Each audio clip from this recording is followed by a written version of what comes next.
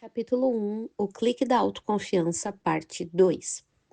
No Jabor, os vizinhos que antes me chamavam de coitado porque não conseguia passar nos concursos e já havia perdido 2 anos letivos, passaram a me ver de outro modo. Meus pais contavam para seus amigos que eu tinha sido aprovado e eu finalmente respirei fundo e pude aprender que eu era capaz de conquistar qualquer coisa que eu quisesse. Bastava me dedicar e perseverar que eu seria capaz de compensar minhas limitações com muito esforço. Essa autoconfiança foi conquistada depois de 3 anos, desde que minha mãe foi até a porta da minha sala de aula numa escola pública para me levar à Madureira pela primeira vez. Àquela altura, a descoberta de minha autoconfiança era um ingrediente muito mais importante do que eu era capaz de perceber. Aqueles 3 anos foram resultado de algumas escolhas que eu fiz e de decisões que me conduziram ao meu primeiro ponto de inflexão. Naquele período, vi alguns amigos que foram reprovados no primeiro ano, que desistiram e seguiram adiante para o seu ensino médio. Vi outros que perseveraram no primeiro ano, mas ao serem reprovados na segunda tentativa, resolveram não assumir um risco maior, se preparando para o concurso pela terceira vez. Sobre esses meus amigos que desistiram, pude ver que em suas vidas desistiram outras vezes de seus projetos quando esbarraram em dificuldades. No meu caso, ao ser aprovada em minha terceira tentativa, vi que valeu a pena a perseverança, ao mesmo tempo que percebi o arrependimento de todos os que desistiram. Eu não tenho dúvida alguma de que este meu primeiro ponto de inflexão foi marcante na formação da minha mentalidade. Chegava o dia de parar de caminhar pelas nuvens, de cair na realidade, de arrumar as malas e finalmente viajar para Angra dos Reis, que seria minha casa pelos 3 anos seguintes. Todos estavam muito orgulhosos: meu pai, minha mãe, minha avó e minhas duas irmãs. Por outro lado, eu estava indo embora de casa aos 15 anos de idade, uma mistura de choro de orgulho com choro de despedida. O dia 3 de fevereiro de 1988, dia tão esperado, foi o dia em que entrei pelos portões do Colégio Naval ao som do hino nacional. Tudo muito lindo. No entanto, eu estava começando um dos períodos mais difíceis e contraditórios que já havia vivido. Não precisei de mais de 24 horas para duvidar de tudo que para mim era uma enorme convicção que me havia feito abdicar de dias e dias de lazer em favor de uma certeza: a minha carreira na Marinha. Essa certeza desapareceu já nas primeiras horas da realidade vivida dentro do Colégio Naval. O mundo militar é baseado em hierarquia, disciplina e rotina. Tudo é muito padronizado. Você passa a fazer parte de um corpo e sua individualidade é desconstruída para nascer uma nova pessoa. Trocam o seu nome e agora você recebe um número. Todas as reações são provocadas através do que eles chamam de adestramento militar, que é baseado em estímulo-resposta provocado por líderes que davam as ordens. Nesse momento, o indivíduo perde qualquer autonomia e passa a ser mais um na tropa. Foram momentos de grandes conflitos no campo de batalha da minha mente. Se por um lado eu ainda estava anestesiado de felicidade, por outro lado, tudo o que estava vivendo era diametralmente oposto à minha expectativa. No meio do período de adaptação, havia um dia de visita dos pais. Depois de algumas semanas dentro do sistema militar, a forma como recebi meus pais já dava algum indício para eles de que a coisa não andava nada bem. Apesar de ser meu aniversário, a maior parte do tempo eu fiquei calado, sem dar detalhes do que estava acontecendo dentro do colégio, apesar de eles perguntarem bastante. Eu estava frio, distante, sem brilho nos olhos e bastante robotizado. Foi bom vê-los, sentir o abraço de quem te ama, ver de novo o sorriso de minhas irmãs menores, que sentiam muita saudade, mas, por outro lado, não creio que eles me sentiram da mesma forma. Estava distante, num lugar que nem eu sabia, dentro de enormes contradições, crises e dúvidas. A adaptação acabou e logo tudo ficou melhor. Mais próximo da normalidade, ainda que dentro do sistema militar, repleto de rotinas repetitivas e ainda com um típico adestramento de respostas automáticas. Vi muitos colegas estando mais à vontade, adaptados e outros até gostando do processo, mas eu carregava uma ferida muito difícil de ser cicatrizada. A adaptação definitivamente não me caiu bem. Sempre gostei muito de ter controle sobre a minha consciência, provavelmente a razão pela qual eu nunca tenha ficado bêbado ou usado qualquer tipo de droga. Gosto de mim com plena consciência e sensação de controle daquilo que me cerca. Acho que essa foi a razão de ter rejeitado profundamente a tentativa de invasão de minha identidade, de sequestro do meu eu e do achatamento da minha criatividade, imaginação e iniciativa própria, que eu usava para criar as minhas rotinas, em vez de ser padronizado por uma instituição. Apesar de minhas palavras duras na descrição de minha experiência nos primeiros dias do Colégio Naval, a memória que tenho da Marinha é de muito carinho. Estranho, não é? Não sei explicar a razão para isso, mas creio que, em meio a todos esses apuros, o vínculo com os amigos me deu uma certa compensação emocional diante de tudo isso. Sinto também que a experiência como um todo me ensinou bastante e me fez amadurecer de forma precoce. A verdade é que eu não tinha o perfil para ser militar. É claro que na época eu não tinha a menor noção disso, mas algo me incomodava e eu não me encaixei. Minha natureza sempre foi indomável e minha mente mais criativa. Não consegui me sentir um a mais na multidão e reagi com rebeldia. O resultado não poderia ter sido positivo. Fiquei incontáveis fins de semana impedido de voltar para casa como punição. Esse ciclo vicioso cresceu como uma bola de neve. Sem maturidade, não conseguia tomar a iniciativa de sair ao mesmo tempo que a pressão aumentava ao chegar ao final de semana do segundo ano, com mais punições e absoluta desmotivação. No final daquele ano, a Marinha me convidou a me retirar do Colégio Naval por inaptidão para o oficialato, uma espécie de certificado de incapacidade para liderar. Eu me lembro bem um momento, ao final de 1989, quando o oficial daquele dia, no último dia de aula, na última formatura do ano, antes de sairmos de férias, chamou o meu nome. Fui lá para o meio do pátio, na frente de todos os meus colegas, fiquei imóvel esperando que todos saíssem. Fiquei lá no meio do pátio até que 200 colegas fossem para casa. Do meu lado, um colega que também foi solicitado. Nenhum de nós sabíamos o que estava acontecendo. Em seguida, fomos para a sala de outro oficial mais graduado. A dúvida e a expectativa nos contagiavam. Aguardamos até que o oficial chegasse na sala. Na cabeça passavam-se muitas coisas, mas, de novo, eu não tinha a menor ideia do que me esperava nas horas seguintes. O oficial chegou e disse para nós dois de forma bem direta: Augusto e Marcelo, o Colégio Naval não vai renovar a matrícula de vocês para o ano que vem. Isso é uma decisão definitiva e irreversível. Seus pais foram avisados e já estão a caminho de Angra dos Reis para conversarem pessoalmente com o comandante. Naquele momento, eu vi o meu amigo colocando as duas mãos no rosto. Ele ficou desesperado. Eu me lembro de ter ficado aliviado. Estava acontecendo o que eu não fui capaz de fazer com a minha própria iniciativa: chegar à conclusão de que eu deveria sair. A primeira coisa que me veio à mente quando saí da sala foi uma grande preocupação com os meus pais.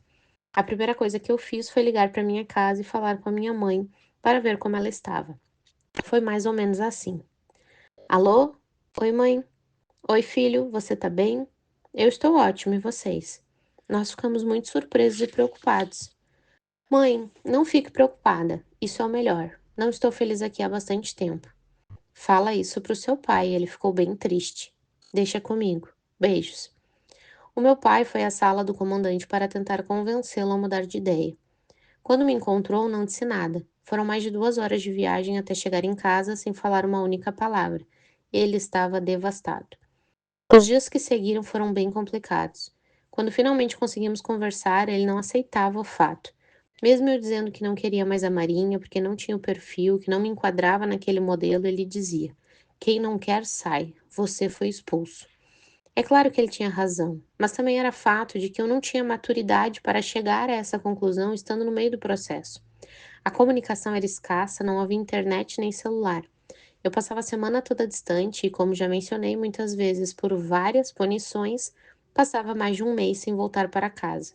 Por isso a surpresa dele foi tão grande.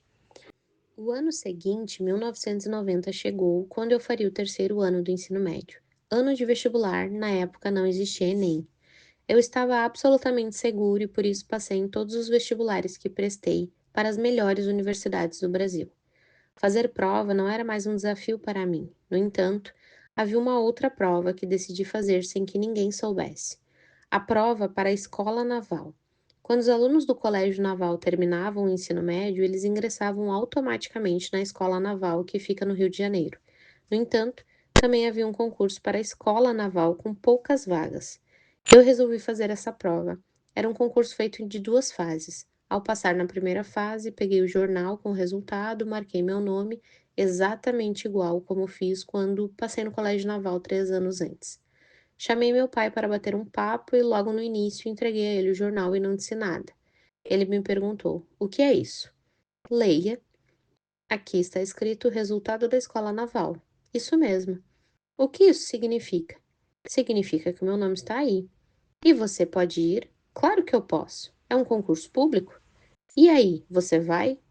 E aí que eu não vou.